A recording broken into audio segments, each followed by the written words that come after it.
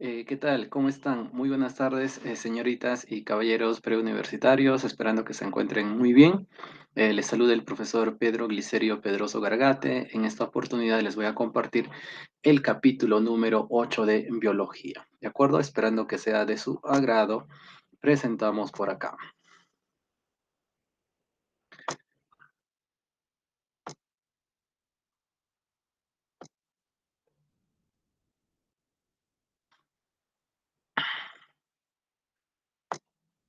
Muy bien. Acá tenemos entonces pues las diapositivas del capítulo número 8, el cual corresponde a las hormonas.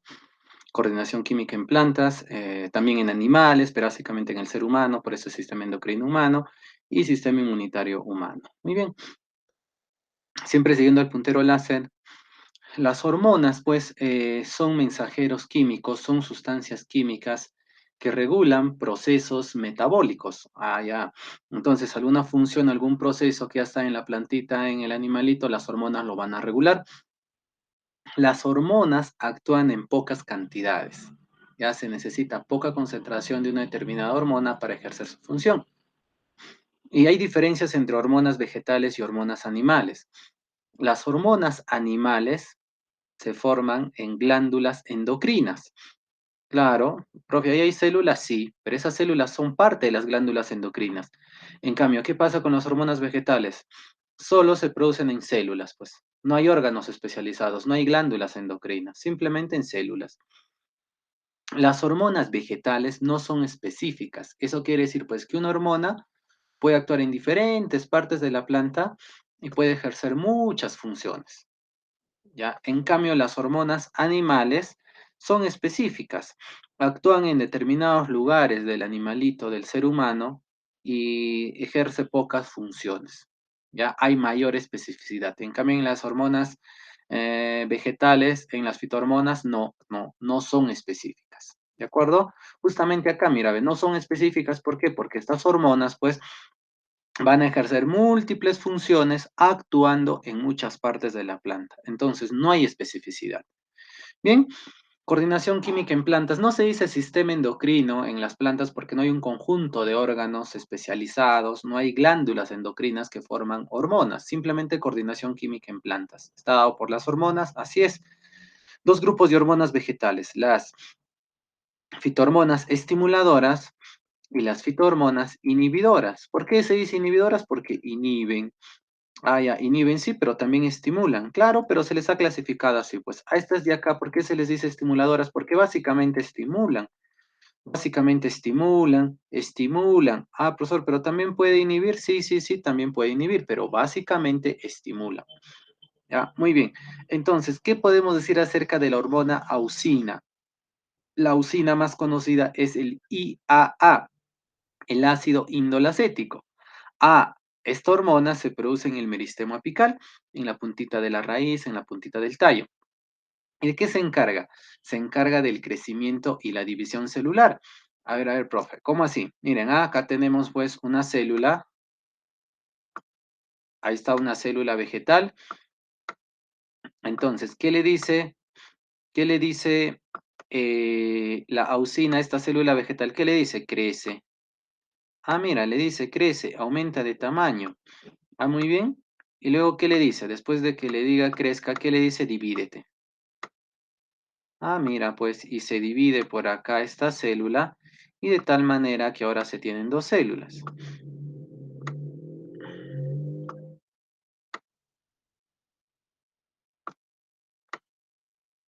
¿De acuerdo? Muy bien. Entonces, pues, ¿qué es lo que hace la hormona auxina? Ah, profesor, la hormona auxina se encarga del crecimiento celular. Sí, sí, sí, sí, le dice a la célula que crezca. Correcto. ¿De qué más se encarga? Ah, se encarga de la división. Correcto, le dice a la célula que se divida. Así es. Profe, ¿y qué pasa pues cuando la célula crece, se divide? Aumenta el número de células, ¿sí? Y por consiguiente la plantita se ve más grande. Pero le dice a la plantita que se vaya para arriba y para abajo. Eso se llama crecimiento longitudinal. Entonces acá está la plantita y la usina le dice, anda para arriba, la usina le dice, anda para abajo. ¿Qué es eso? Eso es crecimiento longitudinal. ¿Ya? Muy bien. También la usina se encarga del fototropismo y del geotropismo. Bueno, complementando el crecimiento, ¿no? Fototropismo, geotropismo. Y dice acá fototropismo en el tallo es positivo y en la raíz es negativa. El fototropismo en la raíz es positivo y en el tallo es negativo. Sí. A ver, vamos a explicar eso acá. Gráfica superior derecha. Miren, caule es tallo, acá está la raíz. El tallo crece para arriba y la raíz crece pues para abajo, o sea, para abajo. Allá, profe, ¿qué pasa con respecto a la luz para el tallo? Sobre el tallo va a acompañar, pues, ¿no? A la luz. La luz está arriba y este tallo va a tratar de acercarse a la luz. Ah, ya, entonces, ¿cómo es su fototropismo? ¿Cómo es su movimiento orientado hacia la luz? Es positivo. ¿Por qué? Porque trata de acercarse a la luz. O sea, este tallo crece, crece, crece, crece y se va para la luz, pero nunca va a llegar, pues, pero trata de acercarse hacia la luz. Como trata de acercarse, se dice fototropismo positivo. Su movimiento orientado a la luz es de forma positiva. Ah, ya, profesor. En cambio, ¿qué pasa con respecto a la luz? Con respecto a la luz para la raíz. Ah, profesor, la raíz tiene un fototropismo negativo. Ah, ¿qué quiere decir? Que la raíz pues se aleja de la luz. La luz está arriba y esta raíz se va para abajo, se aleja, se aleja, se aleja. O sea, con respecto a la luz, ¿qué hace la raíz? Se aleja. A eso se dice fototropismo negativo. Ahora veamos el geotropismo o el gravitropismo. Dice que es el movimiento orientado hacia la gravedad. La gravedad, pues, es la fuerza, pues, que va hacia abajo, ¿no? Que va hacia el centro de la Tierra. ¿Y qué pasa con la raíz? Ah, ya, profesor, la raíz, pues, trata de acercarse hacia el centro de la Tierra. Nunca lo va a lograr, pero al menos tiene la idea. Ya, entonces, ¿cómo es el geotropismo?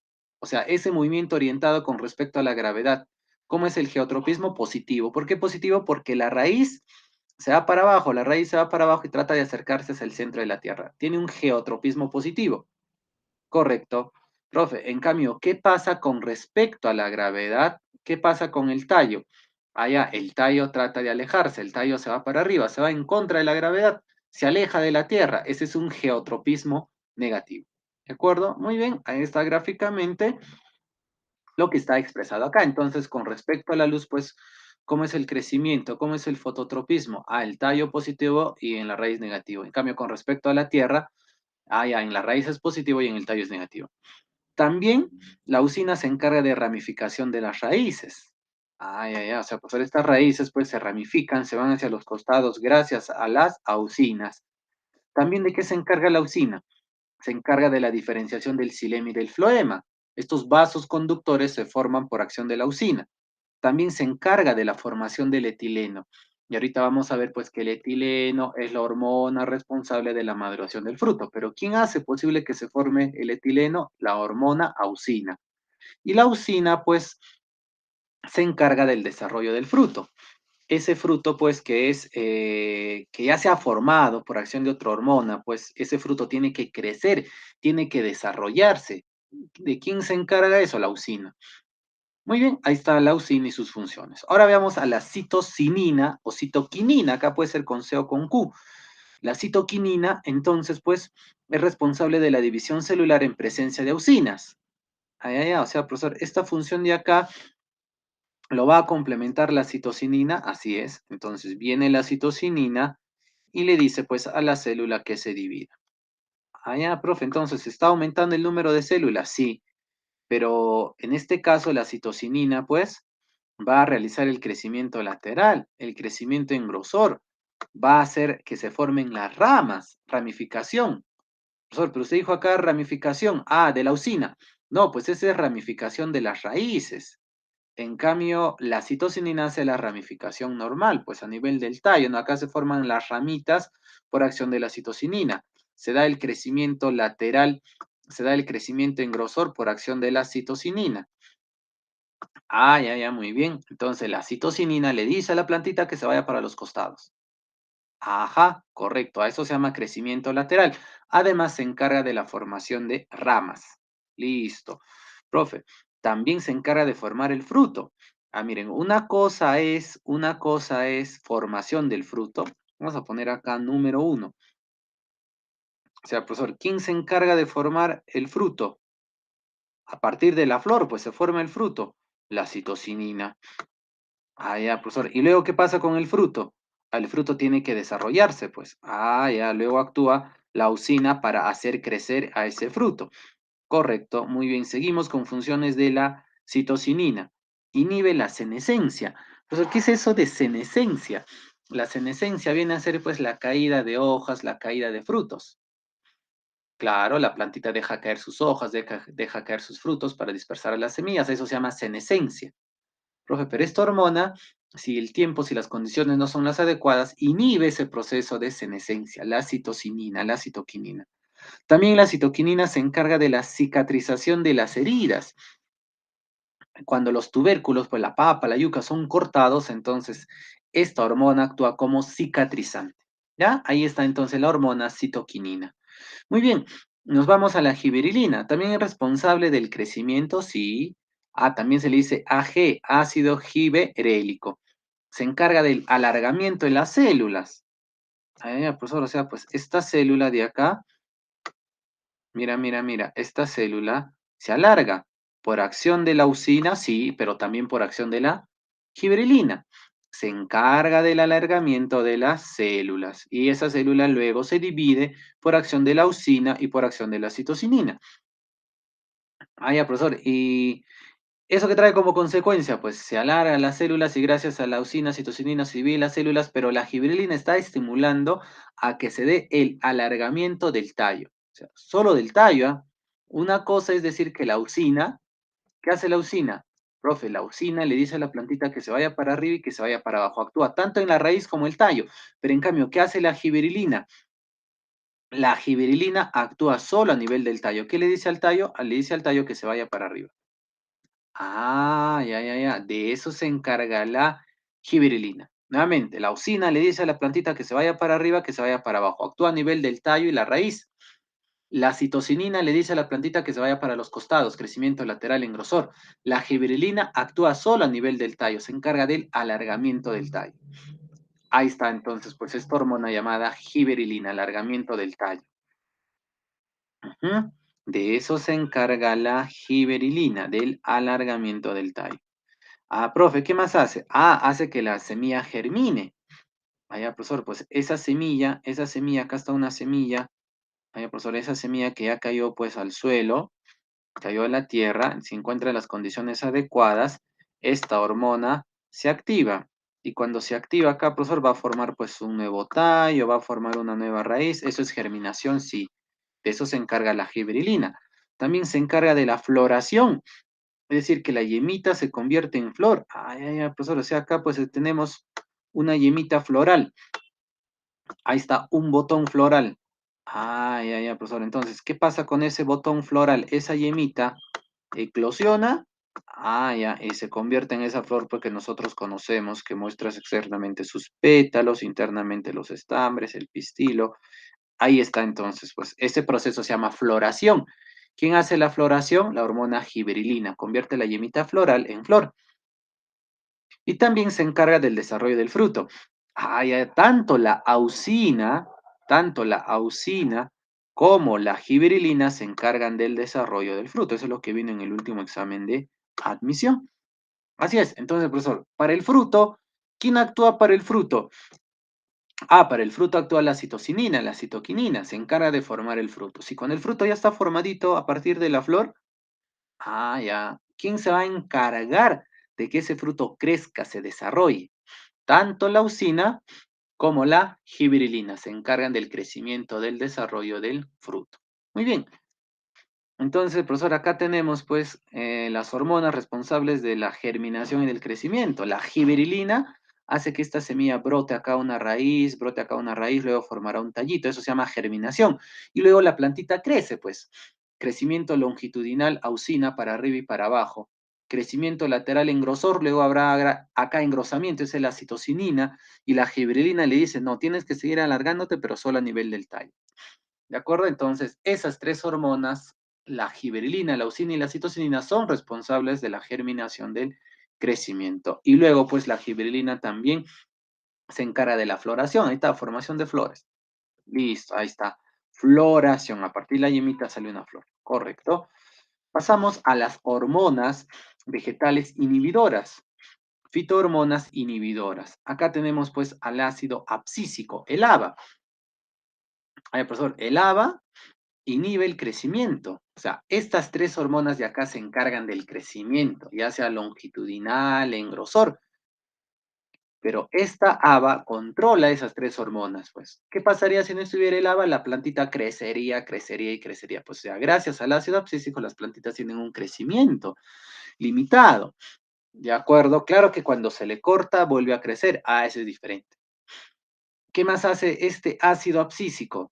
Inhibe la germinación de la semilla. O sea, profesor, usted está diciendo que acá esta hormona, la gibrilina, se encarga de la germinación. Sí, pero este ácido abscísico dice, no, no, no, si las condiciones no son las adecuadas, no hay germinación de la semilla. Y también inhibe la floración. O sea, lo que hace la gibrilina, tanto la germinación de la semilla como la floración de la yemita floral, esas funciones de la gibrilina, si las condiciones no son las adecuadas, el ácido abscísico inhibe esas funciones. Por eso dice acá, inhibe, impide que se realice la germinación de la semilla y también la floración. Es decir, mantiene en letargo, en pausa, en latencia, en dormancia, tanto a la semilla como a la yema floral, cuando, cuando las condiciones no son las adecuadas. ¿De acuerdo? Entonces el ácido abscísico le dice pues acá, tanto a esta semilla como a esta yemita floral, no, ustedes tienen que estar quietas, estén dormiditas, estén en letargo, estén en latencia, estén en pausa. Ah, ya, eso hace el ácido abscísico. Pero si las condiciones son las adecuadas, entonces ahí actúa ya la gibrilina. La semilla germina y esta yemita florece, pues. Se forma una flor. Correcto, muy bien. Seguimos por acá. También el ácido abscísico es responsable de la senescencia. ¿Qué es la senescencia? Es la caída de hojas y de frutos. Ah, ya, pero ¿qué pasa si las condiciones no son las adecuadas? Ah, ya, la citocinina inhibe la senescencia, evita que se dé la caída de hojas y frutos. Muy bien, seguimos por acá. ¿Qué más? Allá se encarga del cierre de los estomas cuando hay sequías.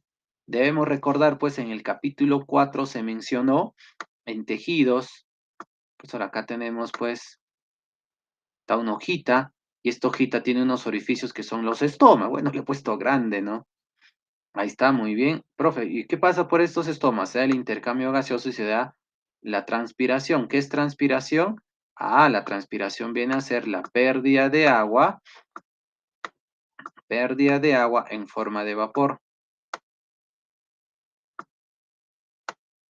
¿Está muy bien? Eso es la transpiración. Profe, pero ¿qué pasa pues si en el ambiente no hay lluvias?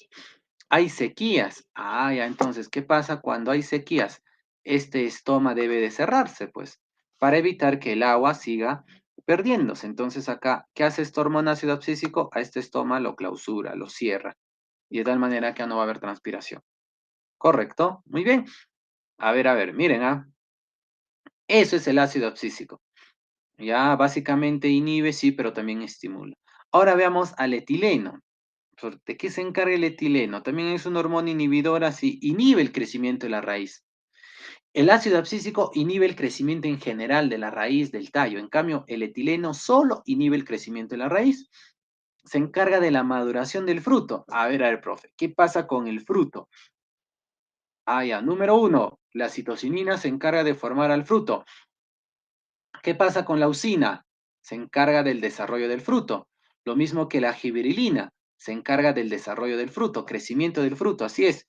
Y luego que el fruto ya creció, ya desarrolló, esa manzanita verde tiene que ponerse rojita. Correcto. Profesor, la fresa verde tiene que ponerse rojita. Ah, ya, ¿cómo se llama eso? Maduración del fruto. ¿Quién hace la maduración del fruto? El etileno. Ah, ya, se dan cuenta, acá es una secuencia, ¿sí o no?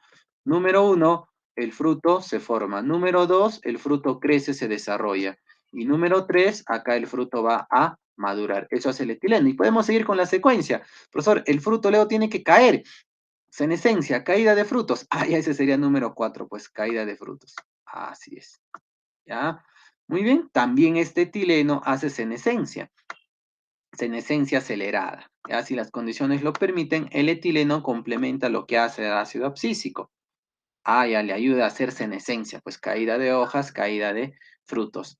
Bueno, si el fruto madura, pues la pulpita, la parte comestible del fruto, se va poniendo de un color pardo. ¿Ya? Esos son síntomas de maduración.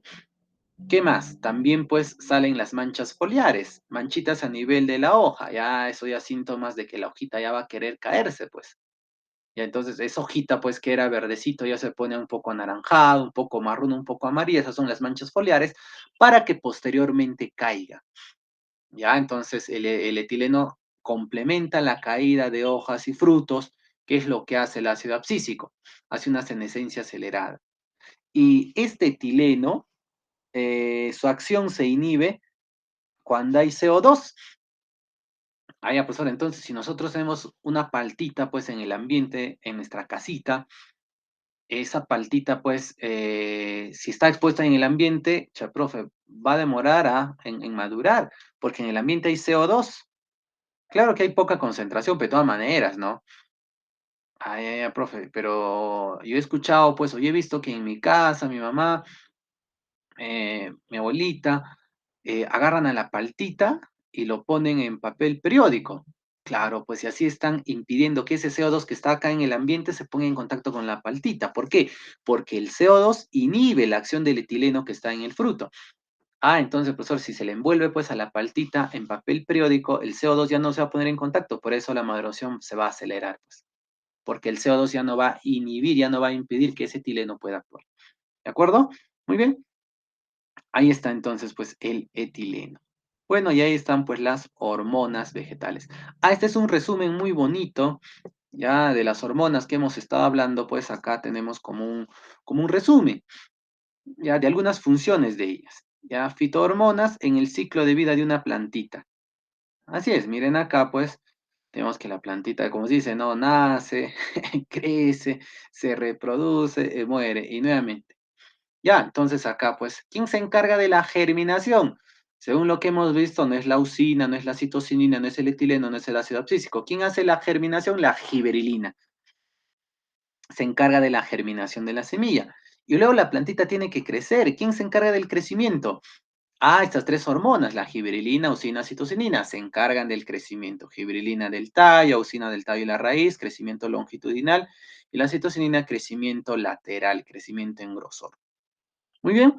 Profesor, ya cuando la plantita creció, pues ya la plantita desea reproducirse, para eso tiene que formar la flor. ¿Quién se encarga de la floración? Nuevamente, la giberilina se encarga de la floración. La yemita floral lo convierte en flor. Eso es floración. Y luego, pues, vamos a la fructificación. Nos vamos a la fructificación. Así es. Profesor, mira, ¿en qué consiste la fructificación? En que esta flor se tiene que convertir en fruto. Entonces, primero hay que formar el fruto. Y los números que hemos puesto por acá, pues acá está 4, 3, por acá está 2 y 1. 1, ¿quién es? La citocinina. 2, la usina y la giberelina. Eso lo voy a poner acá, pues. Así es. Entonces, la citocinina, a partir de la flor, ¿qué hace a partir de la flor? La citocinina. A partir de la flor, profesor, se va a formar el fruto. Muy bien. Entonces, acá está evento 1. ¿Cuál es el evento 1? Formación del fruto. ¿Quién hace la formación del fruto? La citocinina. A partir de la flor se forma el fruto, correcto. Profesor, luego, pues ese fruto tiene que crecer, tiene que desarrollarse. ¿Quién hace crecimiento del fruto? ¿Quién? Ya, profesor, la usina y también la giberilina, correcto. Entonces, ambas se encargan del crecimiento, se encargan del desarrollo del fruto. Profesor, ¿y qué pasa cuando el fruto ya creció? Ya se desarrolló. Simplemente tiene que madurar. ¿Y quién se encarga de la maduración del fruto? El etileno. Muy bien, a esa fresita pues que es verde lo convierte en rojita. ¿Quién hace eso? El etileno. Y listo. Ya, profesor, entonces ahí está el fruto, ya está a punto de caer, sí. Y luego acá podemos complementar, pues, ¿no? ¿Qué hace el ácido físico? Se encarga de la senescencia, se encarga de la abscisión. Y eso también se complementa por el etileno, pues una senescencia acelerada. ¿De acuerdo? Muy bien. Entonces, pues, acá tenemos la abscisión, pues es que las flores se ponen amarillas y luego caen, senescencia, también se puede decir senescencia, pues abscisión o senescencia, ya sea de hojas y ya sea de frutos. Ah, ya, ahí está pues el etileno y el ácido abscísico. Principalmente el ácido abscísico y el etileno complementa eso. Bien, profesor, y cuando ya cayó el fruto, pues ese fruto permite la dispersión de las semillas. Sí, sí, pero profesor, esa semilla de repente cae pues en un suelo que no es el adecuado. Entonces, ¿qué pasa con esa semilla? No va a germinar, pues. Entonces la semilla va a estar dormidita, va a estar en dormancia, va a estar en letargo, va a estar en pausa. ¿Quién hace eso? El ácido abscísico. El ácido abscísico mantiene en latencia a la semilla. Profesor, y luego, ¿qué pasa si esta semilla encuentra las condiciones adecuadas? Ah, ya, si encuentra las condiciones adecuadas, deja de estar en dormancia y esa semilla, gracias a la gibberelina, germina. Y nuevamente se repite el ciclo de vida de la plantita. ¿De acuerdo? Muy bien. Ahora vamos a ver pues las hormonas presentes en los animales. ¿De acuerdo? Las hormonas presentes en los animales, pero básicamente nos enfocamos en el caso humano. Por eso hicimos acá sistema endocrino humano, ya que en los animales no nos van a preguntar en un examen de admisión San Marcos. ¿Ya? Entonces, pues tenemos acá el sistema endocrino humano. A ver, profesor. ¿Dónde se forman las hormonas? Ah, ya, se forman en órganos especializados que se llaman glándulas endocrinas. También lo vimos en el capítulo 4, ¿no? En tejido epitelial. Pues, entonces, ¿qué hace la glándula endocrina? Esa glándula endocrina tiene células. ¿Qué hacen esas células endocrinas? Se encargan de formar estos rombitos que son las hormonas. Pues, ¿qué pasa con las hormonas? Las hormonas se van a transportar dentro de vasos sanguíneos. Así es, las hormonas se transportan por la sangre.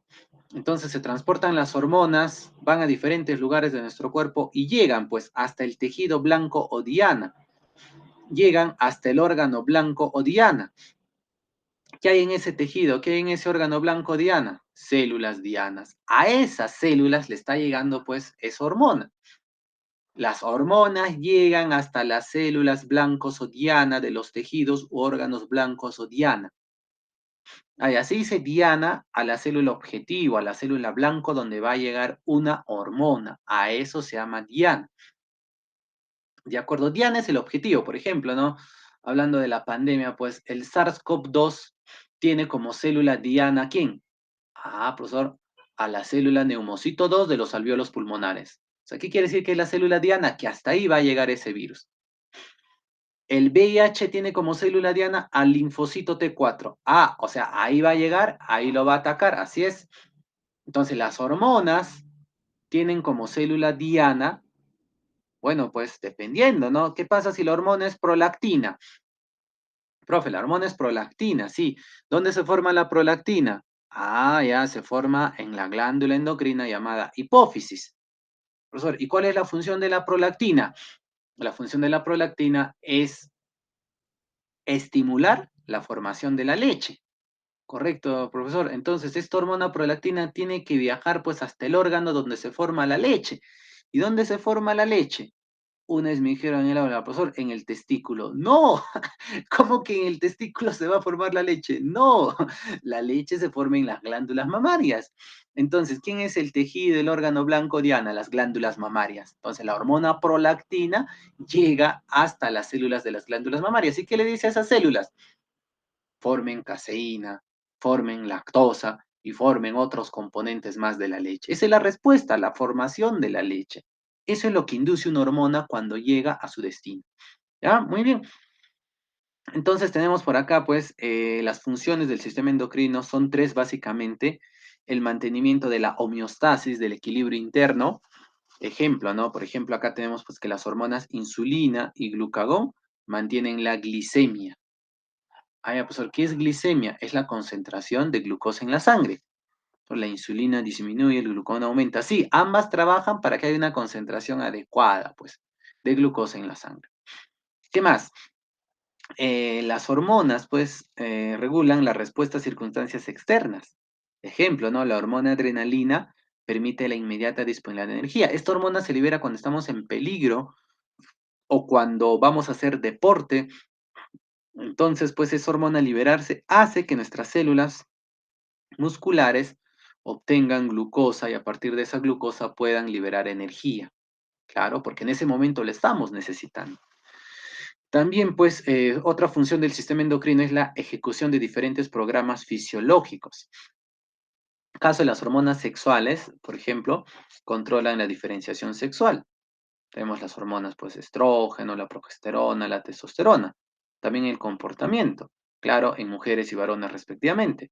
Y también, pues, caso de las hormonas femeninas, el estrógeno, la progesterona, regulan la menstruación, regulan el embarazo. Esos son programas fisiológicos, ¿ya? Tipos de hormonas. Hay dos grandes grupos de hormonas. Las hormonas esteroideas son aquellas hormonas que derivan del colesterol. Acá tenemos a la aldosterona, el cortisol, andrógeno, testosterona, estrógeno, progesterona. Son hormonas lipídicas. Las hormonas proteicas se relacionan con los aminoácidos. ¿Qué pasa si tienen muchos aminoácidos? Se les dice polipéptidos. ¿Qué pasa si tienen pocos aminoácidos? Se les dice oligopéptidos. ¿Y qué pasa si tienen un solo aminoácido o en todo caso derivan de un aminoácido? Se les dice aminas. Se les dice aminas. ¿Ya? Muy bien. Dentro de las aminas tenemos pues a la tiroxina, adrenalina, noradrenalina, melatonina. Dentro de las proteicas con pocos aminoácidos, oligopéptidos, está la oxitocina, representado como OXCT, la ADH o la HAD o DHA, es la hormona antidiurética o vasopresina, y también la insulina y el glucagón. Ojo que la insulina está como un oligopéptido. Eso nos dice pues el libro de la presa San Marcos, sexta edición, la última versión. Profesor, pero en la quinta edición, yo tengo mi libro de la quinta, cuarta edición y la insulina lo catalogaban como un polipéptido. Sí, sí, sí, sí. La insulina tiene 51 aminoácidos. Pues más antes, pues el libro de la PRE, pues consideraba, ¿no? Que no sé, de 45, de 50 para arriba, que se ha considerado un polipéptido. Ahora está considerando, no, pues de repente de 55, de 60, para que sea polipéptido, de tal manera que la insulina, pues tiene 51 aminoácidos, por eso es un oligopéptido. Bueno, eso de números no es necesario saber, simplemente hay que tener en cuenta que ahora la insulina es un oligopéptido. Y la mayoría de hormonas son polipéptidos, tienen muchos aminoácidos. Acá está la timosina, la calcitonina, la PTH, es la hormona paratiroidea o paratormona. PRL es la prolactina. SH es la hormona somatotropina. Tenemos a la TSH, la hormona estimulante de la tiroides o tirotropina. La ACTH es la hormona adrenocorticotropa o corticotropina. Correcto. La FSH es la hormona folículo estimulante.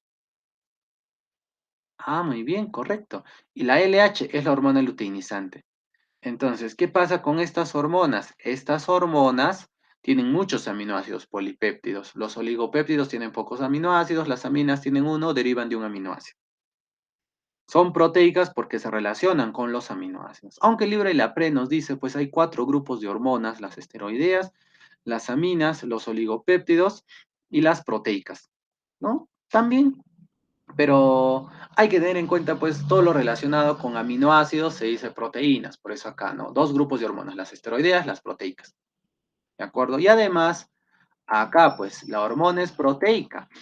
Acá incluye a los oligopéptidos, a los polipéptidos, incluye a las aminas. Ya. Por eso, pues, o sea, si la hormona es proteica, va a haber una reacción diferente, y si la hormona es esteroidea, incluido la tiroxina, también va a haber una forma diferente de actuar.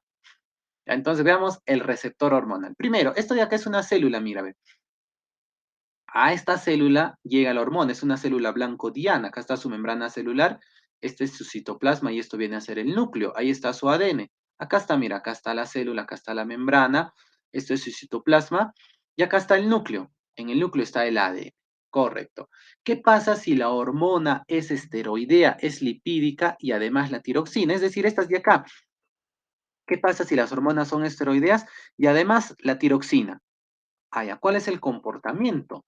¿Dónde va a estar el receptor de estas hormonas tiroxina y estas hormonas esteroideas? Esta es la hormona, ¿sí? ¿Dónde va a estar su receptor? En el citoplasma. Ah, ya, ya, ya. Su receptor está presente en el citoplasma. Entonces, ahí, a ese receptor que está en el citoplasma, ¿quién llega? Llega la hormona esteroidea, llega la hormona tiroxina. Su receptor está en el citoplasma. Profesor, ¿y por qué pasa de frente esta hormona? Porque básicamente en la membrana hay lípidos, pues, bicapa de fosfolípidos. También hay proteínas integrales, periféricas, pero básicamente hay lípidos, pues. Y lo similar deja pasar a lo similar, pues, a la hormona esteroidea. Listo, profe. Entonces ya estamos acá en el citoplasma, ahí está su receptor. Si viene la hormona y se une a ese receptor. ¿Cómo se llama esa unión? Complejo hormona-receptor, complejo HR. ¿Dónde se está formando el complejo HR? En el citoplasma. ¿Qué pasa con este complejo HR? Se va al núcleo y va a activar a ciertos genes, pues a nivel del ADN. Y a partir de eso se forma el ARN mensajero, el cual va al ribosoma y se sintetiza una proteína. Y esta proteína, acá faltó la tilde, esta proteína es responsable del rasgo.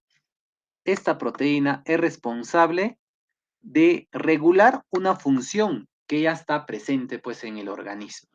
¿De acuerdo? Entonces, ¿cuál es el objetivo de que una hormona llegue pues a un lugar, a una célula blanco diana? Al final que se forme una proteína, porque esta proteína es la que va a brindar esa respuesta, es la que va a regular algo. ¿Qué pasa si la hormona es proteica? Profesor, esta bolita fucsia es proteica. Allá, ¿qué pasa con el receptor? Bueno, acá del adenilato ciclasa, no es necesario saber su nombre, simplemente acá el receptor. ¿Qué pasa con el receptor? Profesor, el receptor está en la membrana. Mira acá, ¿qué pasa en el primer caso? El receptor está en el citoplasma, porque la hormona puede pasar con facilidad. En cambio acá, profesor, la hormona como es proteica, esta membrana que básicamente es lipídica no le deja pasar con facilidad. Entonces, ¿dónde va a estar de esta hormona proteica su receptor? ¿Dónde va a estar? En la membrana. A esta hormona, como no puede pasar, se le dice primer mensajero. Ah, ya, ya. Se queda ahí en la membrana. Sí, viene esta hormona y se une a este receptor. ¿A eso cómo se va a llamar? Complejo HR, complejo hormona receptor. Y acá hay una serie de reacciones y que se forma el AMP cíclico, adenosín monofosfato cíclico, AMPC, AMP cíclico, que es el segundo mensajero. O sea, ¿quién es el primer mensajero? El primer mensajero viene a ser la hormona proteica. Viene la hormona proteica y como no puede pasar, hay una serie de reacciones de tal manera que la información a quién le va a dar al AMP cíclico, que es el segundo mensajero. Este AMP cíclico está cumpliendo la función de este complejo HR de ir al núcleo de activar a ciertos genes. Ojo que acá en el lado derecho, cuando la hormona es proteica, el complejo hormona receptor se forma a nivel de la membrana. Bien, esta hormona se pega y eso se llama complejo hormona receptor, complejo HR. Profe, hay una serie de reacciones y se forma el AMP cíclico, que es el segundo mensajero. ¿A dónde va el AMP cíclico?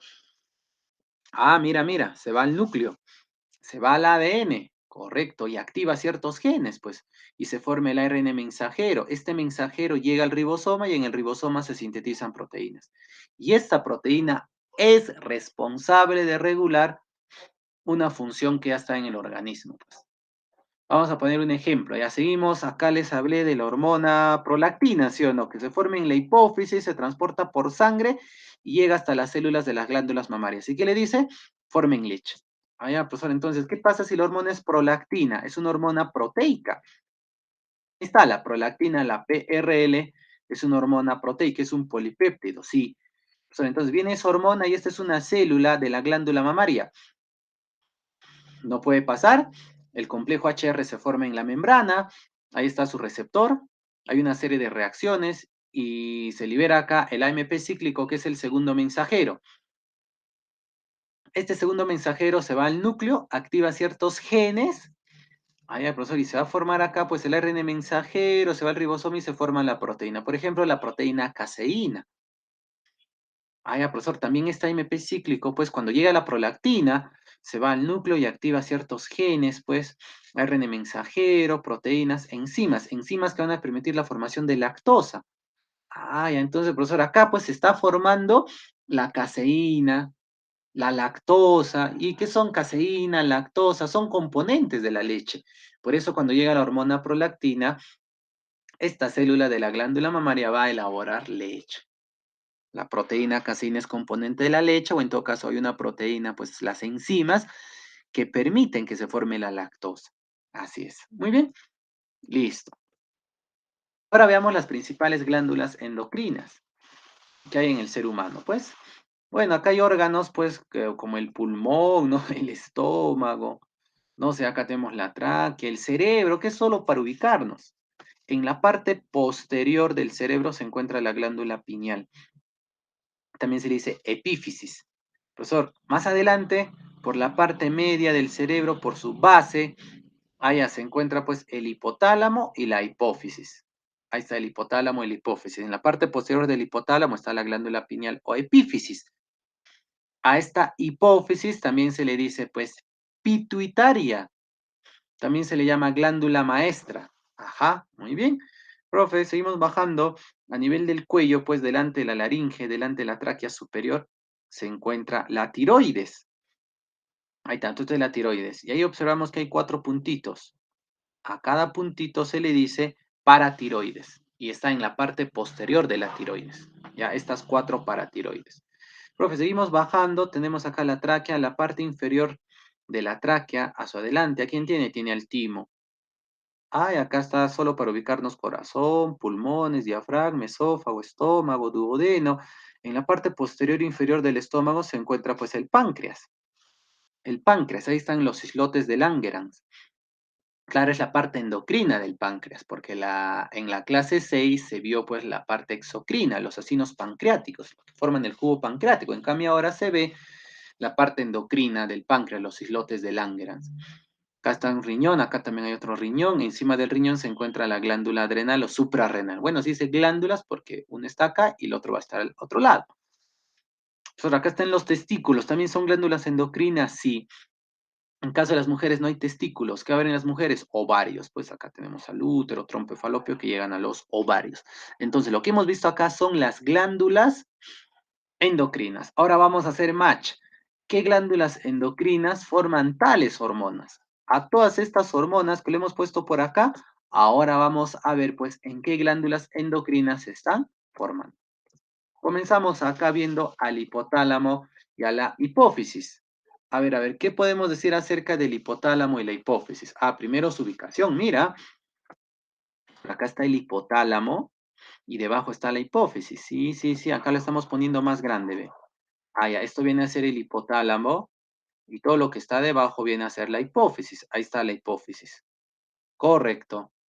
Profesor, ahora, esta hipófisis tiene 2 partecitas, una llamada adenipófisis y la que está atrás se llama neurohipófisis.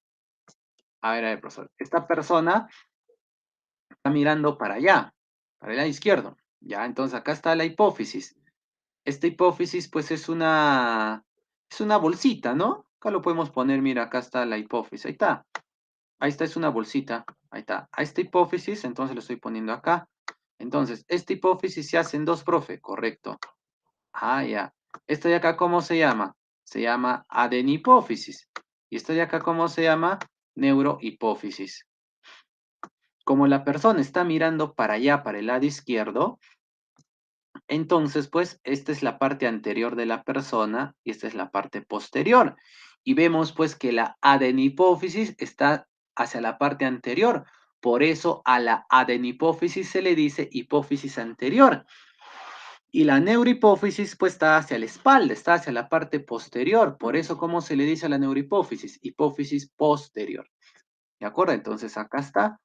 La adenipófisis es la hipófisis anterior y la neurohipófisis es la hipófisis posterior. Correcto.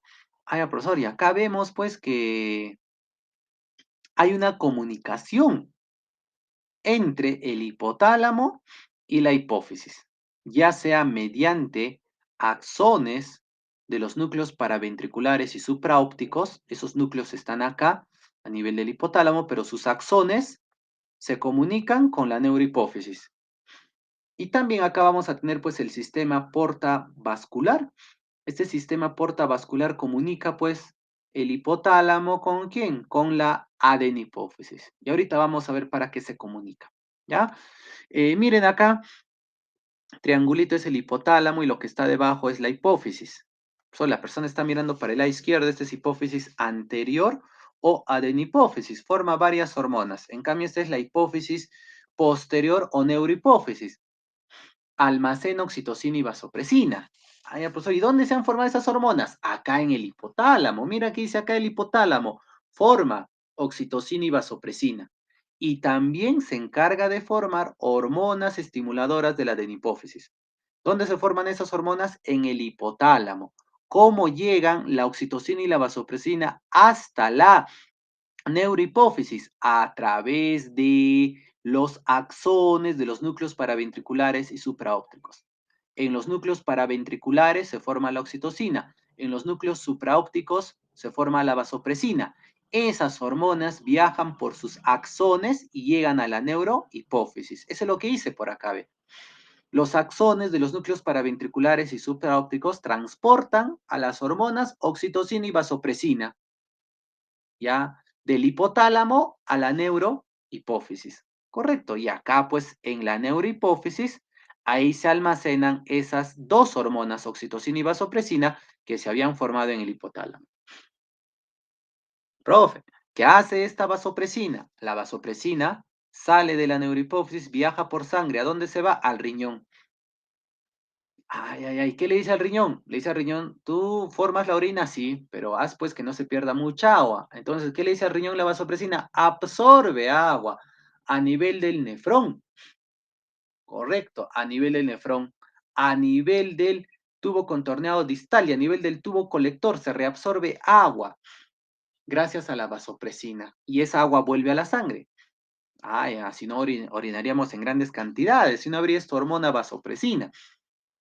Profe, yo he visto en mi casa, pues, cuando hay una fiesta familiar, mis papás, mis tíos, ¿no? Personas mayores, no sé, pues toman su cervecita, su vinito, su pisco, su roncito, y profe, y cada rato van a los servicios higiénicos. Ah, ya, es que el alcohol lo que hace es inhibir a esta vasopresina, pues.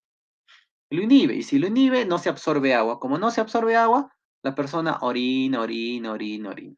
Así es. Ya, muy bien, eso hace la vasopresina. Listo. Profe, ¿qué hace la oxitocina? Ah, la oxitocina también se ha formado en el hipotálamo, se almacena en la neurohipófisis. La oxitocina viaja por sangre. ¿Y a dónde llega? Llega acá a las glándulas mamarias. ¿Y qué le dicen las glándulas mamarias? Expulsen leche, eyección de la leche. No erección, ¿ah? Esta es eyección con Y, salida, salida de la leche. La oxitocina le dice pues a las glándulas mamarias que expulsen la leche. ¿Y también a dónde va la oxitocina? Se va al útero. Ah, pues ahorita es una mujer embarazada. Acá está pues el útero. Profesor, ¿y qué es esto? Dicen algunos. Es un bebé. Yo no soy un buen dibujante, como lo habrán notado, pues.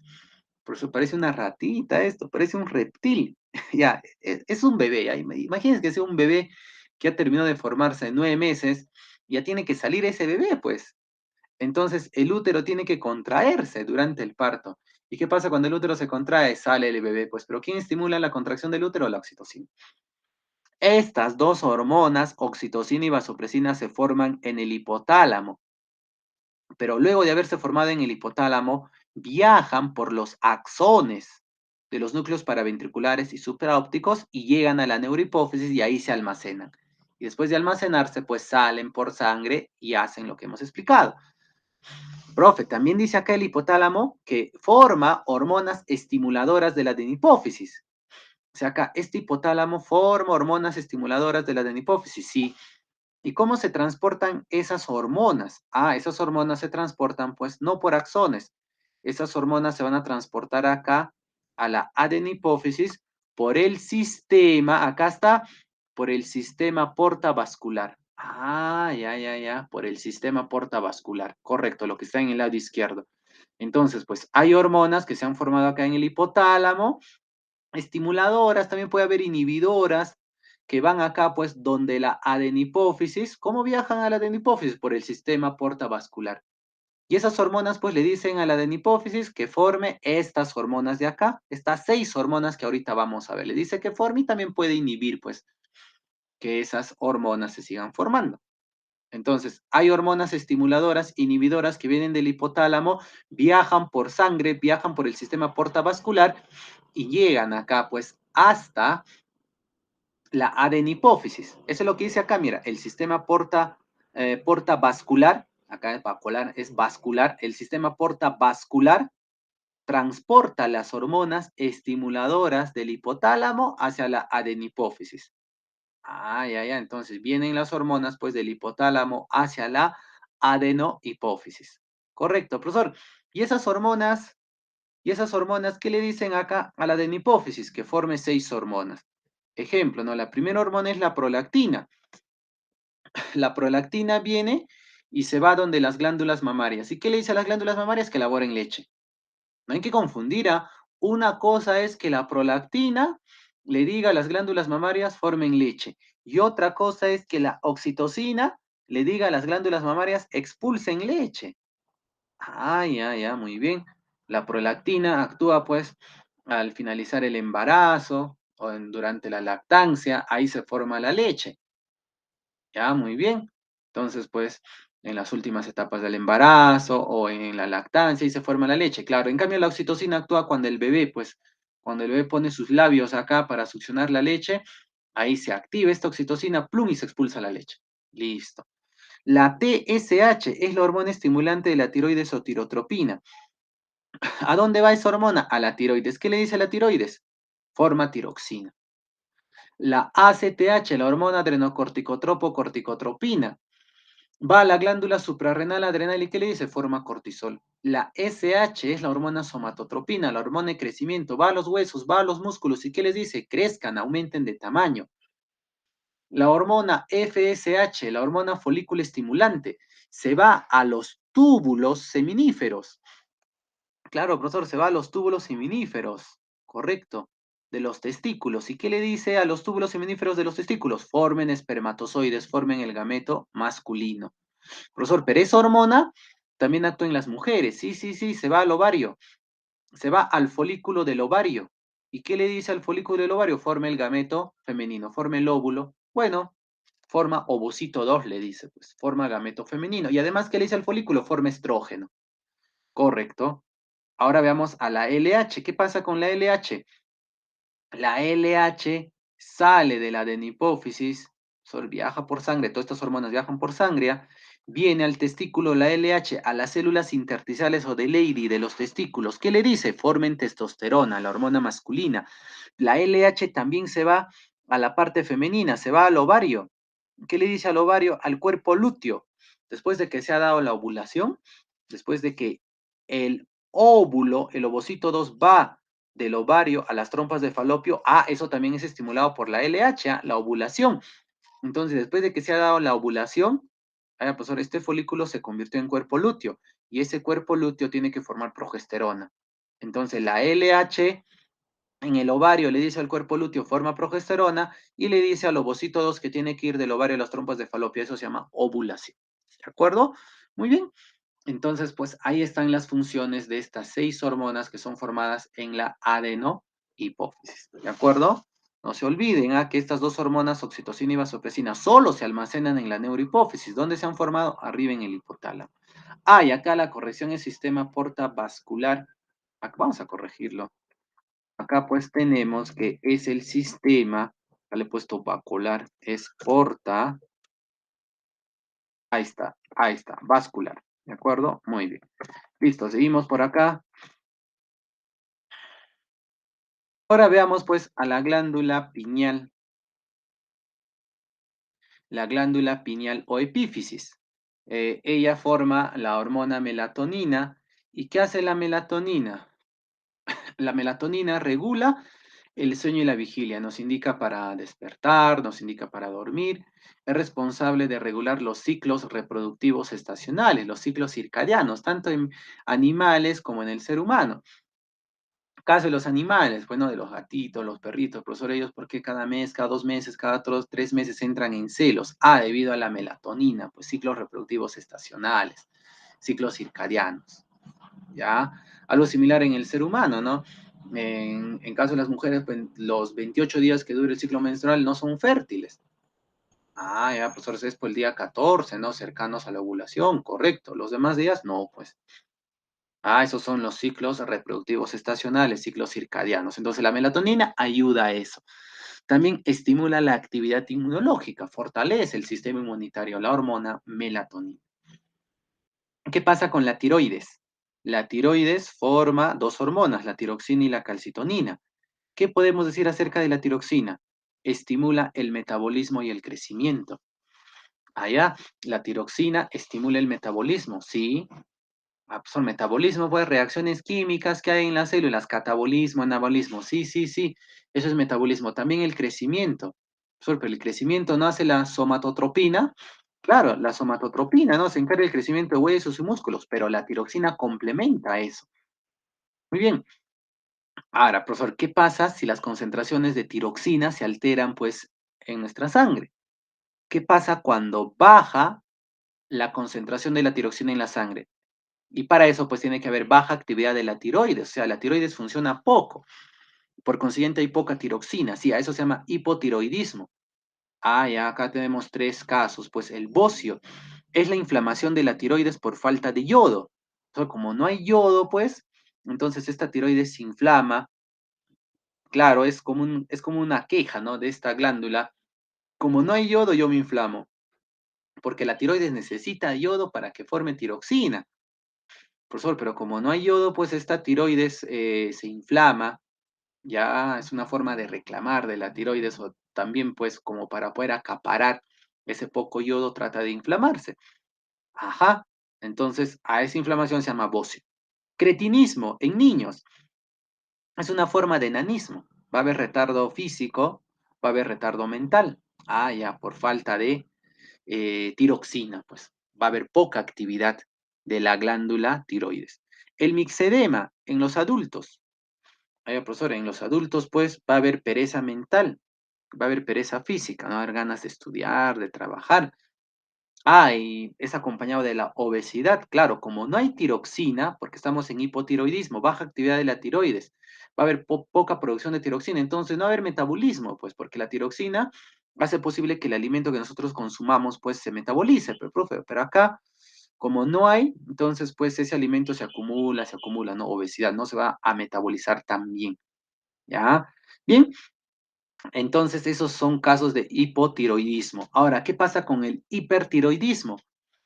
Hay alta actividad de la tiroides. Profesor, en hipertiroidismo, alta actividad de la tiroides, sí, la tiroides va a funcionar de más, va a formar bastante tiroxina. ¿Y eso qué trae como consecuencia? Nerviosismo. O sea, nosotros somos nerviosos, ¿no? Por naturaleza, es normal. Pero ¿qué pasa ya pues cuando hay hipertiroidismo? O sea, de la nada ya la persona se pone nerviosa, pues cuando hay mucha tiroxina. Exoftalmia, el globo ocular, esa bolita plum, sobresale. Ya, cuando el globo ocular sobresale, a eso se llama exoftalmia. Hiperactividad, la persona está pues de aquí para allá, no está inquieta, va a estar muy activa. Irritabilidad, ya, por cualquier cosa se está irritando, está reaccionando. También hay aumento de la frecuencia cardíaca, de la frecuencia respiratoria, cuando hay mucha tiroxina en nuestra sangre, pues cuando hay hipertiroidismo. ¿Ya? Muy bien. Entonces ahí está pues la tiroides, que forma la tiroxina y también forma la calcitonina. Profesor, ¿y qué es la calcitonina? La calcitonina es una hormona hipocalcemiante. Profe, ¿qué quiere decir que sea hipocalcemiante? Hipo es disminuye. Calce es calcio. Emiante es sangre. Entonces, ¿qué hace? Disminuye el calcio en la sangre. Disminuye el calcio en la sangre. ¿Quién? La calcitonina. La calcitonina es hipocalcemiante, disminuye el calcio en la sangre. Muy bien. Profesor, ¿qué hace la paratiroides? La paratiroides es la glándula endocrina que se encarga de formar la PTH, la paratormona. Y esa PTH es hipercalcemiante. Hiper es aumentar. Calce es calcio, emiante es sangre. Entonces, ¿qué hace? Aumenta el calcio en la sangre. Ya, profesor. Entonces, estas hormonas van a actuar pues antagónicamente. Una aumenta, la otra disminuye. Sí, mira, y esta gráfica derecha está muy bonita. A ver, profesor, esta es una célula de nuestro cuerpo, célula nerviosa, puede ser célula muscular. Este es el hueso, reserva de calcio. Este es el riñón, el calcio en exceso se expulsa, se forma la orina y se expulsa. Este es el sistema digestivo. Ya, pues que es la fuente de calcio, ¿no? El calcio que nosotros ingerimos en la dieta, pues, a nivel del intestino es captado. ¿Quién capta el calcio, profesor? La PTH. ¿Y a dónde lo lleva? A la sangre. Ah, ya, la PTH aumenta el calcio en la sangre, por eso es hipercalcemiante. Claro, la PTH capta calcio del intestino y se lo da a la sangre. Ah, ya, profesor, eso es ser hipercalcemiante, si se está aumentando el calcio en la sangre. Correcto. Profe, y luego cuando el calcio está en la sangre, ¿quién va a actuar? La calcitonina. ¿Qué hace la calcitonina? Disminuye el calcio en la sangre. Ah, ya, es hipocalcemiante, sí. ¿Cómo lo disminuye? Llevándolo a nuestras células nerviosas, a nuestras células musculares, llevándolo a nuestro cuerpo donde se necesite calcio. La calcitonina es hipocalcemiante, disminuye el calcio que hay en la sangre. ¿A dónde lo lleva? Ah, ya lo lleva pues a nuestras células, correcto. Ah, muy bien, muy bien. Ah, ya, profesor, pero ¿qué pasa cuando las células ya se han saturado de calcio? ¿Qué pasa con el exceso de calcio? Mira, mira, el exceso de calcio, profe, la calcitonina, ¿dónde lo va a llevar? Ah, lo lleva al hueso, porque el hueso es nuestra reserva de calcio. Correcto, entonces este calcio se va al hueso. Ah, ya, ya, porque la calcitonina disminuye el calcio en la sangre. ¿Cómo lo disminuye? Llevándolo, pues, a nuestros huesos. Y le dice al hueso que ahí tenga el calcio, pues. Muy bien, profe, pero si ya las células musculares nerviosas están llenas de calcio, lo mismo que los huesos, ¿qué hace la calcitonina? El exceso de calcio lo va a llevar al riñón para que el riñón lo expulse en la orina. Correcto. Muy bien. Ah, ya, sí trabajan estas dos hormonas, sí. Ahora, vamos a imaginar pues que la persona no consume calcio. Ah, pues, no consume leche, la persona ya no va a tener fuente de calcio. Ya, profe, entonces, pues, pero la persona necesita calcio, su sangre necesita calcio para que la calcitonina lo lleve a la célula, sí, pero no hay calcio en el intestino, entonces, ¿qué hace la PTH? Ah, se va al riñón, pues. Y se va al riñón y el riñón, en vez que bote ese calcio, pues la PTH le dice, no, no, no, dame ese calcio que yo se lo voy a dar a la sangre. Hipercalcemiante, se está aumentando el calcio en la sangre. Profe, pero si ya se acabó, si no hay calcio en el intestino, se acabó calcio del riñón, entonces, ¿qué hace la PTH? Se va al hueso. ¿Y qué le dice al hueso? Dame calcio. Bueno, pues tú eras una reserva nada más, ¿no? Tú eras una reserva, así es que dame ese calcio, y yo se lo voy a dar a quién? Yo se lo voy a dar pues a la sangre, estoy aumentando el calcio en la sangre, y ya luego la calcitonina lo llevará a las células musculares nerviosas, pues. Así trabajan estas dos hormonas. ¿Qué pasa cuando no hay PTH? Por eso acá dice, su deficiencia ocasiona desórdenes nerviosos. Profesor, porque el calcio tiene que ir pues a las células nerviosas. Pero ¿qué pasa si no hay PTH? No se capta calcio ni del intestino, ni del riñón, ni del hueso. Ya, profe, no hay calcio en la sangre, entonces no va a llegar calcio a las células. Ah, entonces va a haber desorden nervioso, sí, porque el calcio participa a nivel de la sinapsis, entonces no va a haber una sinapsis adecuada. También va a haber tetania. Recuerda que esta célula también es la célula muscular, hasta ahí llega el calcio. Profesor, pero como no llega el calcio porque está faltando la PTH, entonces va a haber una contracción muscular pues incontrolable, incontrolada. Eso se llama tetania. ¿Por qué? Porque no está llegando calcio a los músculos. Muy bien, listo. Seguimos por acá. ¿Qué podemos decir acerca del timo? Profe, el timo forma la hormona timosina y la timosina estimula la maduración de los linfocitos T. Correcto, muy bien. Solo y los linfocitos T, pues son las células de defensa. En un momento vemos a esos linfocitos T. Listo, nada más. El páncreas. El páncreas, pues, a través de las dos hormonas que forman el glucagón y la insulina, trata de mantener una concentración adecuada de glucosa en la sangre, que es de 90 miligramos por decilitro. O acá se puede decir, pues, 90 miligramos por 100 centímetros cúbicos de sangre. ¿De acuerdo? Entonces, pues puede ser 85, 95, sí, sí, no hay problema, este es en promedio, ¿no? Pero ¿qué pasa si hablamos pues de 120, 130, 150? Ah, no, no, profe, ahí pues la sangre tiene mucha glucosa, eso ya es diabetes, ¿ah? Correcto, pues. Así es, ¿ya? Entonces, gracias a estas dos hormonas, se trata de mantener una concentración adecuada de glucosa en la sangre, cuyo valor es de 90 miligramos por decilitro. El glucagón se forma en las células alfa de los islotes de Langerhans. Recuerden que al páncreas exocrino se ha visto en la clase número 6, en sistema digestivo, es el que forma el jugo pancreático. En cambio, el páncreas endocrino está constituido por los islotes de Langerhans. Ah, ya. Entonces, pues, ¿qué hace acá? El glucagón es una hormona que se forma en las células alfa de los islotes de Langerhans. Correcto. Mientras que la insulina es una hormona que se forma en las células beta de dichos islotes, pues. Ahora sí, ¿qué es lo que hace por acá el glucagón? El glucagón es hiperglicemiante. ¿Qué quiere decir que sea hiperglicemiante, profesor? Hiper aumenta, sí. Glucosa, sí. Emiante sangre, correcto. Aumenta la glucosa en la sangre. Eso significa hiperglicemiante. Ujú. Profesor, en cambio, ¿qué hace la insulina? Ah, ya. La insulina hace lo contrario, es hipoglicemiante. Hipo es disminuir, sí. Glice es glucosa, sí. Emiante es sangre, correcto. Disminuye la glucosa en la sangre. Correcto, muy bien. Ay, ay, ay, muy bien. Ahorita lo explicamos gráficamente, ¿ya? Profe, también, ¿qué hace el glucagón? Hace la glucogenólisis. Lisis es ruptura. ¿De quién? Del glucógeno. Entonces, cuando el glucógeno se rompe, se va a convertir en glucosas. A ese proceso se llama glucogenólisis. Profesor, ¿qué hace la insulina? La insulina realiza la glucogénesis. Ah, muy bien, correcto. ¿Y en qué consiste, pues? Génesis, formación. ¿Formación de qué? De glucógeno. A partir de glucosa se va a formar glucógeno. A eso se llama glucogénesis.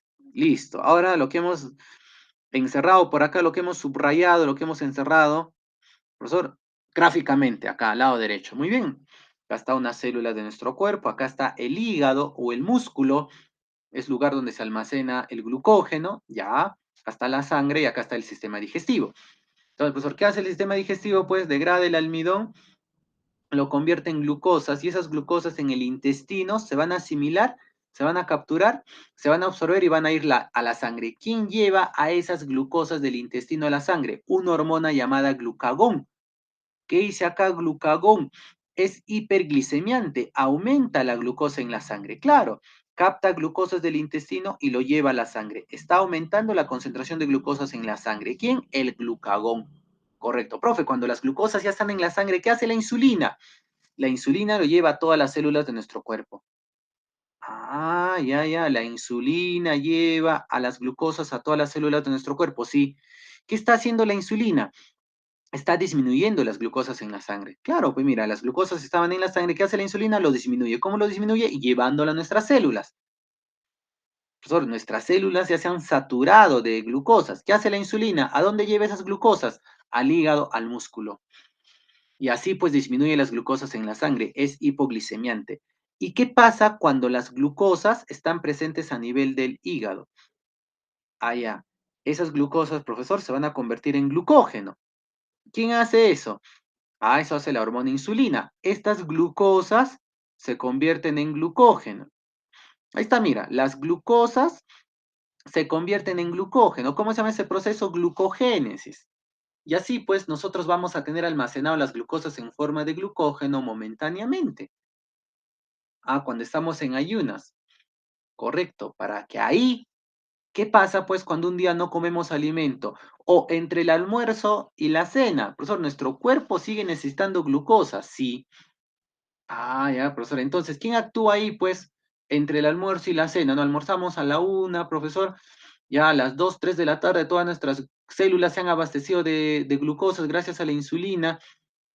El exceso, pues, se ha ido al hígado, al músculo y se ha convertido en glucógeno. Profesor, y cenamos todavía 9 de la noche. Entonces, ¿qué pasa? Pues a las 6, 7, 8 de la noche, ¿qué pasa? Nuestras células necesitan glucosa. Entonces, ese glucógeno que está almacenado en el hígado, en el músculo, se va a desintegrar. ¿Quién hace eso? El glucagón. ¿Qué hace el glucagón? Hace la glucogenólisis, convierte el glucógeno en glucosas. Este glucógeno se convierte en glucosas. ¿Dónde? En el hígado, en el músculo. ¿Quién hace eso? El glucagón. ¿Cómo se llama eso? Glucogenólisis. Y luego, ¿qué pasa con estas glucosas?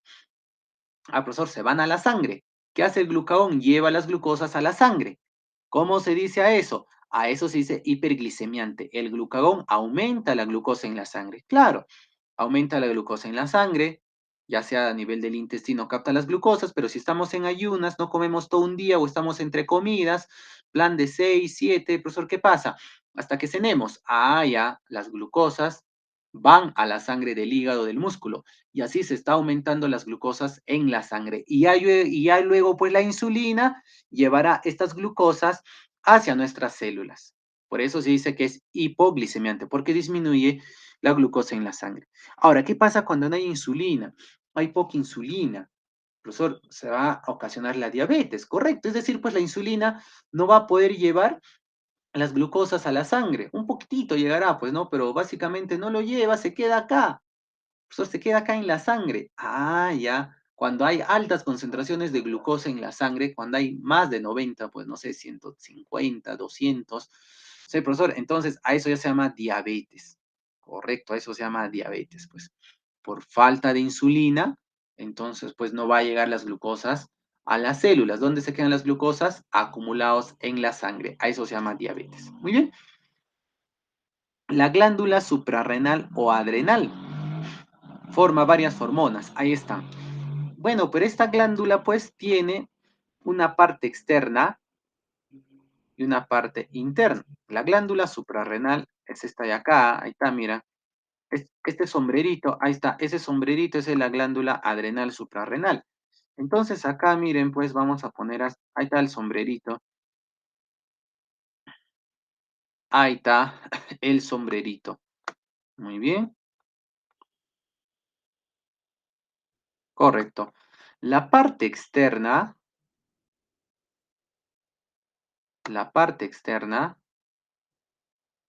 se llama corteza. Acá le pongo ya C de corteza. Y la parte interna de esta glándula suprarrenal se llama médula. Entonces, ¿qué hice por acá? Algunas hormonas, bueno, la mayoría de las hormonas que se forman en la glándula suprarrenal son formados, mira, a nivel de la corteza. La aldosterona se forma en la corteza, el cortisol se forma en la corteza, el andrógeno, el estrógeno también se forma en la corteza. En cambio, en la parte interna, a nivel de la médula, que se forma la adrenalina. Listo. Profe, ¿qué pasa con la aldosterona? Es un mineral corticoide. Absorbe agua en el riñón. Claro, actúa similar a la vasopresina. Profesor, la vasopresina. Claro, la vasopresina, la HAT, la ADH, la hormona antidiurética absorbe agua en el riñón y lo devuelve a la sangre. Claro, ¿dónde actúa la vasopresina? A nivel del tubo contorneado distal y a nivel del tubo colector. En cambio, por acá vamos a tener pues que esta hormona llamada aldosterona actúa también en el nefrón, sí, en el asa de Henle, en el tubo contorneado distal, ahí actúa. ¿Qué hace? No solamente absorbe agua, sino también absorbe minerales, por eso se le dice mineral corticoide, absorbe sodio, cloro, ion bicarbonato, ¿de acuerdo? Muy bien, entonces pues absorbe agua y minerales, la aldosterona, por eso es un mineral corticoide. Absorbe agua y minerales y se lo da a la sangre. El cortisol es un glucocorticoide. Pucha, profe, se relaciona entonces con la glucosa. Sí, sí, sí. Ya. ¿Qué pasa cuando estamos en estrés? Y no es ese estrés solo emocional, pues, ¿no? Sino también cuando hay mucho dolor, hay dolor físico, cuando hace mucha calor, o cuando hace mucho frío, cuando estamos ante una infección, a todo eso lo llamamos un estrés biológico. Entonces, ante esos casos de estrés, ¿qué es lo que pasa? Este cortisol es hiperglicemiante. ¿Qué quiere decir que sea hiperglicemiante? Profesor, actúa como glucagón, sí, va a aumentar la concentración de glucosa en la sangre. Eso significa hiperglicemiante. Entonces, el cortisol ayuda al glucagón en ser hiperglicemiante, sí. ¿Cuándo? Cuando estamos en estrés, ¿ah? Cuando estamos en estrés, el cortisol es hiperglicemiante. También, cuando estamos en estrés, se hace la glucogénesis. Es decir, pues ya la insulina, profesor, llegó acá al hígado, al músculo, con las glucosas, y esas glucosas tienen que convertirse en glucógeno. Sí, sí, ¿quién hace eso? La insulina, y también esta hormona llamada cortisol ayuda a eso. O sea, esta hormona es hiperglicemiante, actúa como la insulina. Esta hormona hace glucogénesis, actúa como, perdón, esta hormona es hiperglicemiante, este cortisola es hiperglicemiante, actúa como glucagón, pero esta hormona cortisol hace glucogénesis, hace glucogénesis, actúa como insulina, todo en condiciones de estrés. Y también este cortisol, pues es un analgésico, es un antiinflamatorio natural. ¿Qué pasa cuando tenemos pues una caída, un golpecito? Nuestro cuerpo libera cortisol para amortiguar el dolor, la inflamación, pero a veces eso no es suficiente, pues, ¿no? Tomamos un Doloflan, una Pronax. En la corteza también se forma el andrógeno y el estrógeno. El andrógeno, tanto en varones como en mujeres, se encarga de la formación del vello púbico. Profesora, a nivel de los genitales, sí, también del vello axilar, a nivel de las axilas, correcto. Eso hace el andrógeno, tanto en varones como en mujeres. Y el estrógeno, tanto en varones como en mujeres, se encarga de la acumulación de grasa. Sobre todo en las mujeres se expresa bastante el estrógeno, correcto, por eso las mujeres son más caderonas, acumulan más grasita, pues a nivel de las caderas. ¿Ya? Muy bien. ¿Qué pasa con la adrenalina que es formada en la médula? La adrenalina, pues, se libera cuando estamos en peligro o cuando vamos a hacer deporte, ya, entonces ahí, pues, ¿qué pasa? Se va a aumentar la frecuencia cardíaca, la frecuencia respiratoria, gracias a la adrenalina. Respiramos más rápido, nuestro corazón late más rápido para poder abastecer mejor de nutrientes a las células. También se dilatan los bronquios para que el aire ingrese y salga con facilidad. También se dilatan las pupilas. Esa manchita negra se dilata para poder observar mejor. Esa manchita negra que está en el ojo se llama pupila. Si se dilata, profesor, vamos a tener mejor visión. Correcto. Así es, de eso se encarga la adrenalina. La adrenalina, acá puede ser su variante noradrenalina, tiene la misma función. A la adrenalina también se le dice epinefrina, o su variante la norepinefrina, tiene la misma función. ¿De acuerdo? Muy bien. Ahora, esto de retroalimentación, ¿a qué se refiere? Miren, también se le llama el feedback o retroalimentación. Profesor, acá está el hipotálamo que controla la hipófisis controla, no sé, pues otras glándulas endocrinas, salen las hormonas que se van hasta los órganos blancos, ¿correcto? A ver, profesor. Este hipotálamo libera, pues, hormonas liberadoras, estimuladoras que se van a la hipófisis, a la adenipófisis, ¿ya? Esta adenipófisis forma varias hormonas, pues sí o no, son 6, ¿correcto? Muy bien, se van a las glándulas endocrinas. Listo, profe. Y estas hormonas, pues, que forman estas glándulas periféricas endocrinas, se van hasta, pues, los lugares donde se ejerce su función, ¿no? Muy bien, muy bien. Ya, profesor. ¿Y qué pasa con el feedback? Pues estas hormonas retornan a la hipófisis o en todo caso al hipotálamo y le dicen, ¿sigue formando más o ya no formes? Es según la necesidad. Voy a ponerle nombrecito, o sea, vamos a trabajar acá para la hormona testosterona. Profesor, entonces, en el hipotálamo hay hormonas liberadoras, estimuladoras de la hipófisis, para que esta hipófisis forme la hormona LH. La hormona luteinizante. Esa hormona se va a la glándula testículo y el testículo forma la hormona testosterona, pues, y esta testosterona, pues, no sé, se va, pues, profesor, a nivel de, acá a nivel, profesor, para el crecimiento de barba, crecimiento de bigote, para mayor masa muscular, para que la voz sea más gruesa, etcétera. Múltiples funciones que tiene la testosterona en el varón, correcto. Profesor, ¿qué pasa cuando hay mucha testosterona? ¿Qué pasa cuando hay mucha testosterona? La misma testosterona se va a la hipófisis y se va a la hipófisis y se va al hipotálamo. ¿Y qué le dice? Ya dejen de funcionar un momento, ya no liberes hipotálamo, hormonas liberadoras, tú hipófisis ya no liberes LH. No, no, no, no, no, que yo me abastezco. O sea, eso le dice la testosterona. La testosterona le dice a la hipófisis y al hipotálamo que ya no sigan liberando más hormonas. A eso se llama un feedback negativo. ¿Por qué negativo? Porque está induciendo que ya no se forme más hormonas. En cambio, ¿qué pasa si, profesor, hay hormona testosterona, pero una poquita cantidad? Profesor, claro que las hormonas actúan en pocas cantidades, sí, pero hay una mínima cantidad de hormona. Entonces, ¿qué hace esta testosterona? Pues, la testosterona va a la hipófisis y se va al hipotálamo. ¿Y qué les dice? No, no, actúen más, liberen más hormonas liberadoras, liberen más hormonas LH, que se produzca más hormona testosterona en el testículo, en las células de Leydig.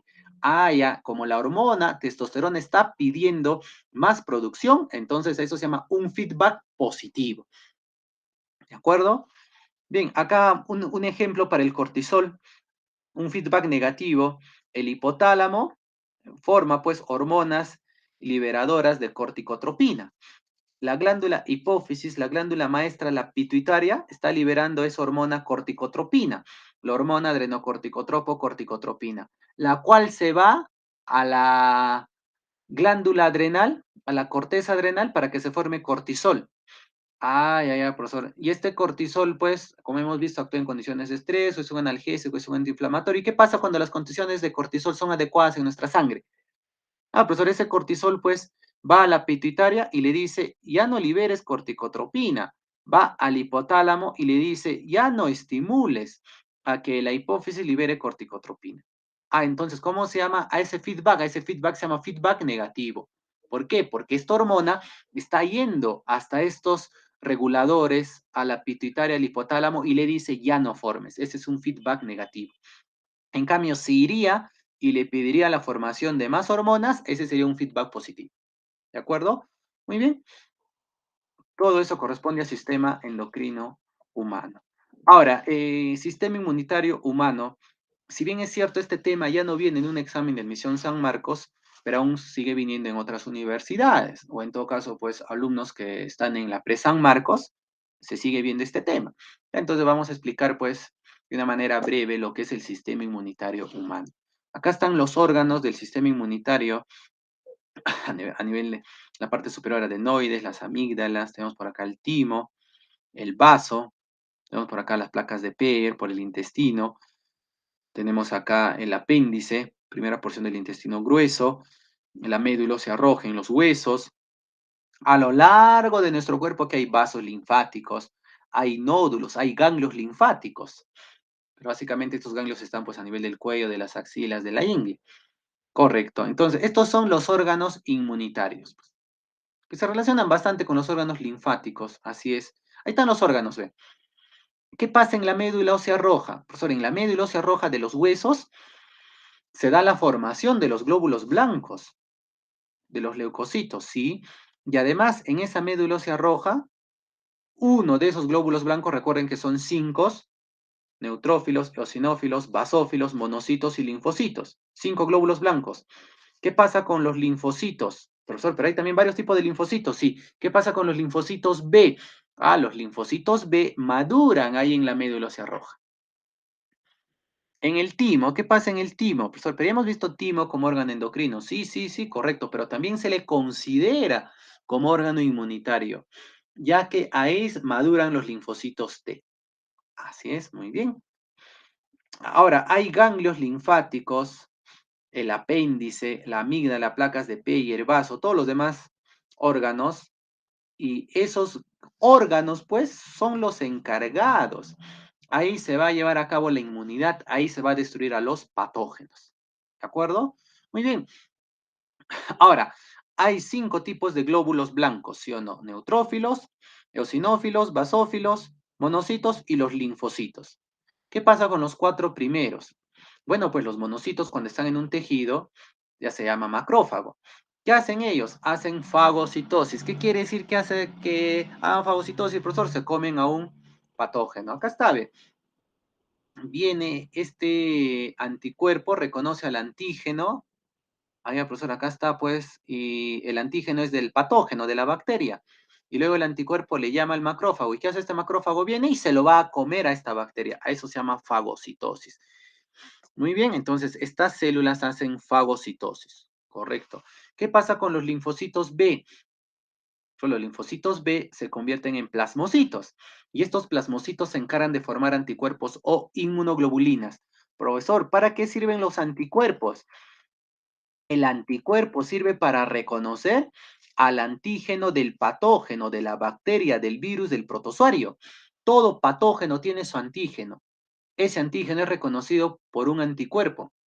Ahí tiene que haber especificidad. Hay un anticuerpo para tal antígeno de un patógeno. Hay otro anticuerpo para tal antígeno de otro patógeno. Hay otro anticuerpo para tal antígeno de otro patógeno.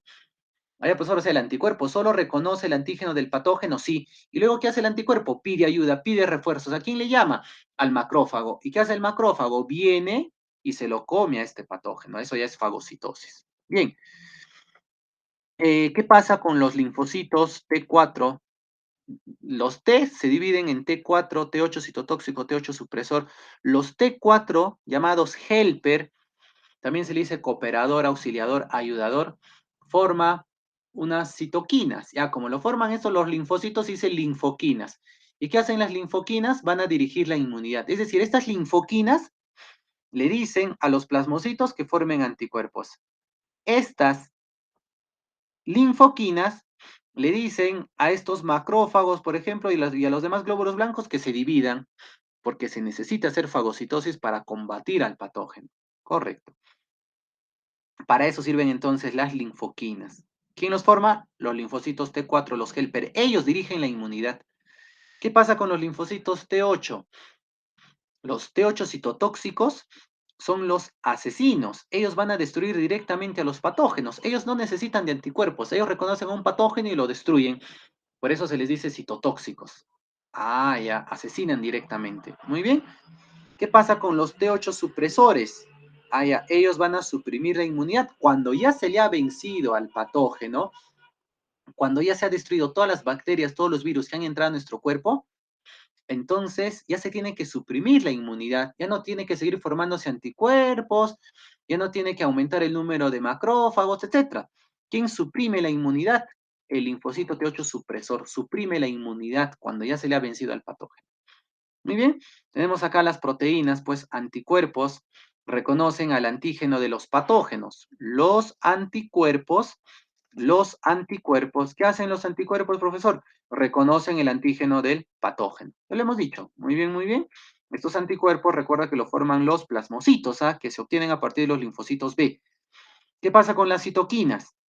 Ah, ya regulan la respuesta inmune. Sí, sí, sí, sí. Pero específicamente estas citoquinas que los forma el linfocito T4, por eso se dice linfoquinas. Hay también proteínas del complemento. Claro, ¿qué hacen esas proteínas? Destruyen a los patógenos. Ah, ya, destruyen directamente a los patógenos, ¿sí?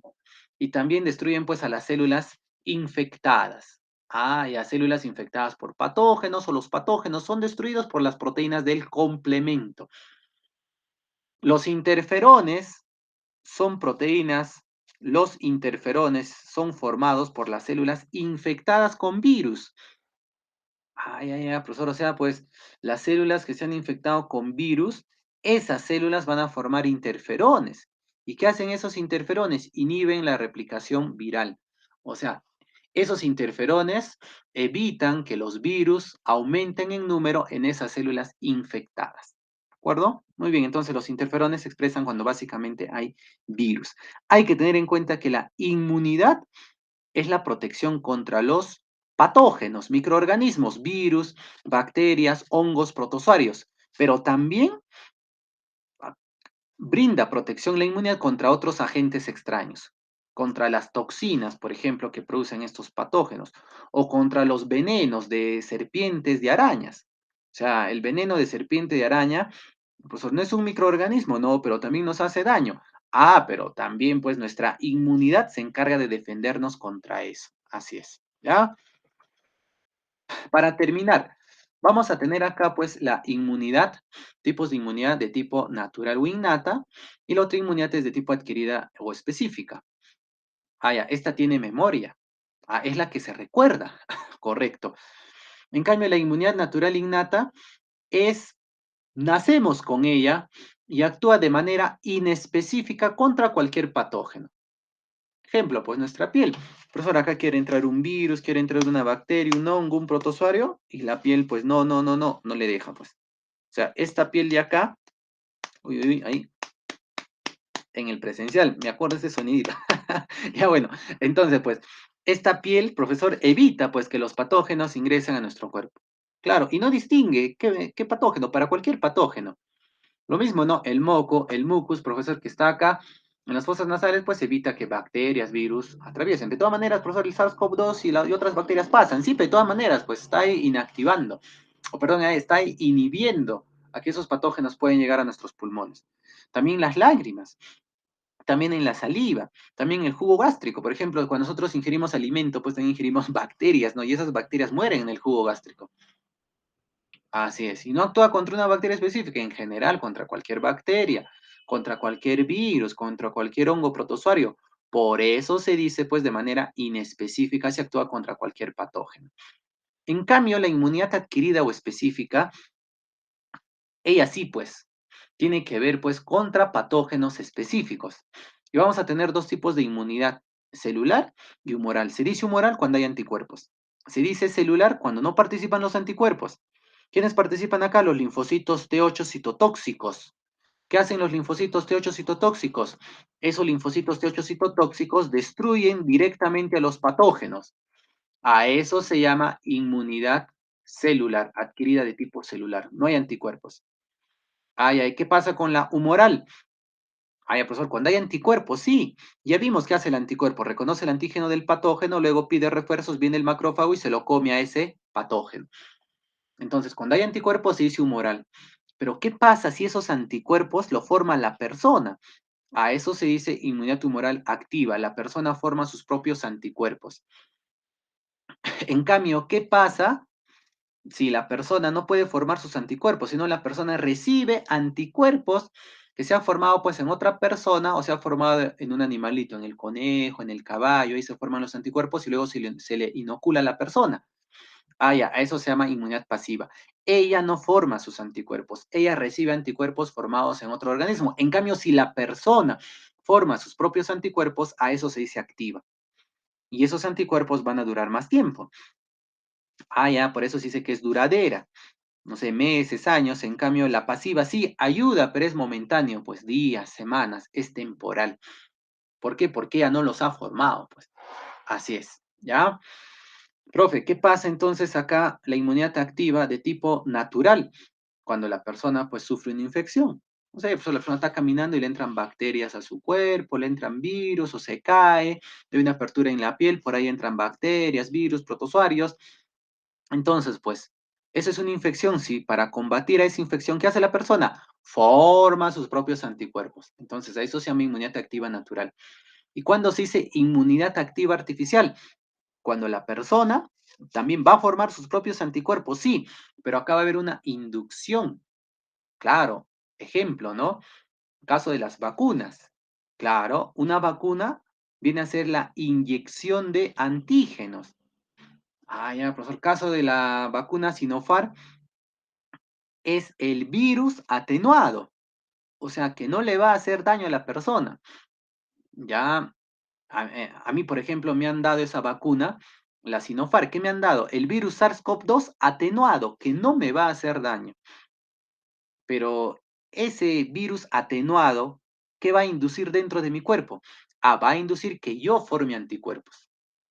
Ah, ya, ya. O sea, yo voy a formar anticuerpos, sí. De tal manera que cuando venga el verdadero virus, yo ya voy a estar preparado y no voy a expresar la enfermedad o lo voy a expresar de una manera leve. Esa es la idea de formar anticuerpos. Profesor, ¿y sería una inmunidad natural la persona que se ha contagiado pues del SARS-CoV-2 por no usar su mascarilla, por ir a una reunión?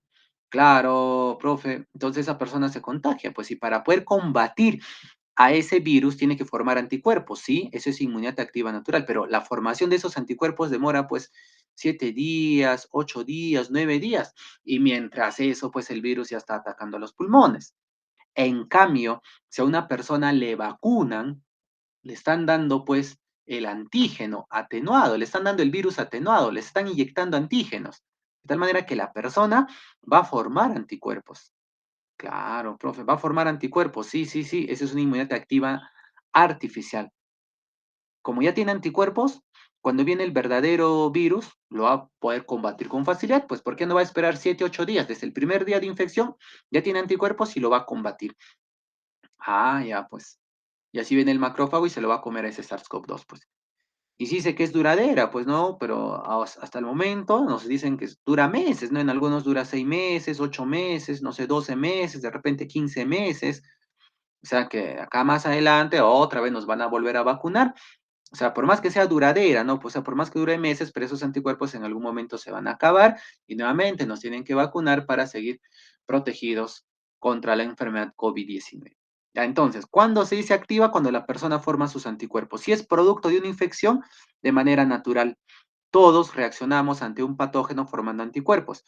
Profe, pero si esa formación de anticuerpos es inducido por una vacuna, ah, eso es de manera artificial. Inmunidad pasiva, cuando la persona recibe anticuerpos. Correcto, la persona recibe anticuerpos. Ah, ya, ya, de manera natural, a través de la lactancia. Claro, a través de la leche, mamá pues al lactante le da anticuerpos. También a través de la nutrición placentaria, por el cordón umbilical, mamá está nutriendo a ese embrión, a ese feto. Claro, y también ahí le está dando anticuerpos. Correcto. Eso es de manera natural. De manera natural pasa eso. De manera artificial, ah, ya, por inyección de anticuerpos, pues. A esos anticuerpos se le dice antídoto. Cuando hay, por ejemplo, pues, cuando las serpientes, cuando las arañas nos dan su veneno, ¿no? Cuando hay picadura de arañas, cuando hay mordedura de serpientes. Entonces, ¿qué pasa ante eso?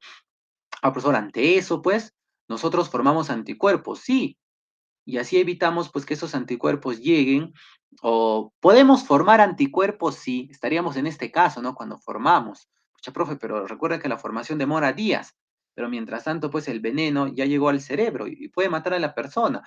Por eso es cuando a una persona pues le pica una araña, sobre todo las serpientes, pues no hay serpientes venenosas, inmediatamente después tienen que inyectarle un antídoto, tienen que inyectarle anticuerpos.